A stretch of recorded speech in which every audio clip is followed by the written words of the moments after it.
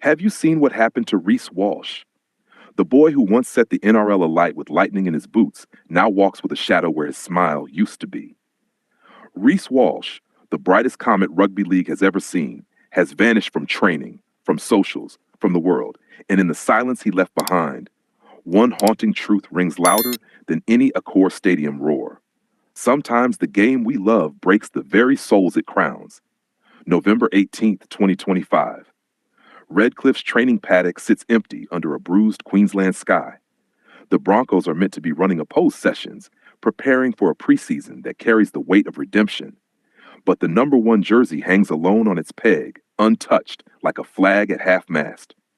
Coaches whisper in corridors. Teammates glance at phones that stay cruelly quiet. Even the seagulls circling Dolphin Stadium seem to sense something sacred has slipped away. Please like, share, and subscribe for more Sport Talk content. 3 days earlier, REECE had posted a single black square on Instagram. No caption, no stories, just darkness. Then every photo, every highlight, every tattoo reveal gone. Account deactivated. A digital suicide that felt terrifyingly real. His manager released a statement so careful it cut. REECE is taking an indefinite break from all football commitments to focus on his mental health and family. He thanks everyone for their understanding during this private time. The word private landed like a plea. Then came the sighting that broke the nation.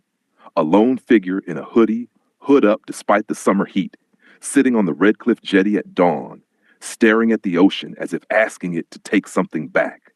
A fisherman recognized the tattoos on those famous wrists and quietly walked away, leaving the kid alone with whatever demons had finally caught him. The turning point came when Payne Haas, the gentle giant who carries Brisbane's forward pack on his back, fronted the media with eyes redder than any Origin battlefield. He didn't speak about points or contracts. He spoke like a brother who just found the other half of his heart bleeding out. I've seen REECE cry before, after losses, after grand finals, but never like this, Haas said, voice cracking. He sat in my car 2 nights ago and said, I don't know who I am when I'm not the guy running onto Suncorp. That's when I knew we'd asked too much of a 23-year-old kid. The room of hardened journalists had no questions left, only tears. Within hours, the footage of Haas's press conference was everywhere. Mothers who'd never watched a game of league shared it with the caption, "This is why we worry about our boys." Fathers who once called players soft sat in silence, remembering the weight they never saw. Across the country, kids started leaving their own number 1 jerseys on the Redcliffe Jetty with handwritten notes. You don't have to be superhuman for us, REECE. Just human is enough. In indigenous communities from Cherbourg to Palm Island, aunties lit candles and told stories of cousins lost too soon to the same darkness, praying the boy with the warrior hair might find his way back before the tide took him forever. Mental health organizations reported their biggest single-day donation surge ever, every donor writing the same message, for REECE, so no one else has to disappear. This moment lays bare the cruel paradox of our game. We build gods, then act surprised when they bleed. It reminds us that speed and swagger are easy. Carrying the hopes of 2 states on 23-year-old shoulders is not. It forces us to confront how quickly we turn celebration into expectation, expectation into pressure, pressure into silence. It proves that courage isn't only stepping across the sideline in front of 50,000. Sometimes it's stepping away when staying would destroy you. It whispers that the bravest tackle a man can make is the one he lays on his own mind when it tries to tell him he's worthless without the jersey. REECE WALSH didn't break. He finally admitted he could. In the quiet days that followed, a letter arrived at the Broncos headquarters, handwritten on a page torn from a child's exercise book. It was from REECE, smuggled out through a trusted elder. It read in part, I thought if I stopped smiling, you'd all stop loving me. I thought the game was the only place I was enough. I'm learning now that the people who matter never needed the step or the fend. They just needed me breathing. I'm going to get help. I'm going to come back, not as the kid you made a poster of, but as the man I was always meant to become. Thank you for letting me fall so I can learn how to stand. His mom, Kim, spoke publicly for the first time, voice steady with the strength that raised him. My boy is the strongest person I know. He's not weak for needing help. He's strong for asking. We walk this road together now, one sunrise at a time.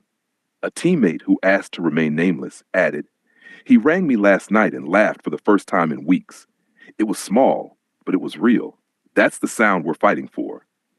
When you next see the Redcliffe Jetty at dawn, know that the boy who once sat there lost is finding his way home, carried not by speed, but by the quiet army of a nation that finally learned to love him gently. That is the legacy being written right now, in therapy rooms and on quiet beaches, in phone calls at 3 a.m., and in the arms of mothers who never let go. REECE WALSH taught us that disappearing can sometimes be the first step toward truly being seen. And when he runs out again, whenever that day comes, the roar won't be for the haircut or the highlight reel. It will be for the human being who proved that surviving is the greatest try of all. Original elders perform a smoking ceremony at the entrance, cleansing the air with eucalyptus and quiet song. Messages pour in from rivals, Cabo, Haas, Holmes, men who slam him in tackles now offering their strength.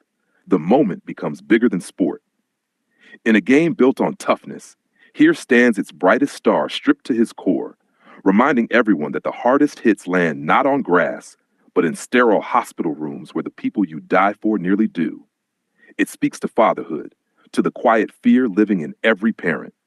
It speaks to indigenous resilience, how Reese's Murray roots taught him that family is the scoreboard that counts. And it speaks to grace. When asked about the teen driver, Reece simply says, "He has to live with this too. I hope he gets help." Weeks pass. Charisma walks again with a brace. Layla laughs again louder, as though joy itself is fighting back. Reece trains with a new kind of armor, his family. He tells reporters, "I used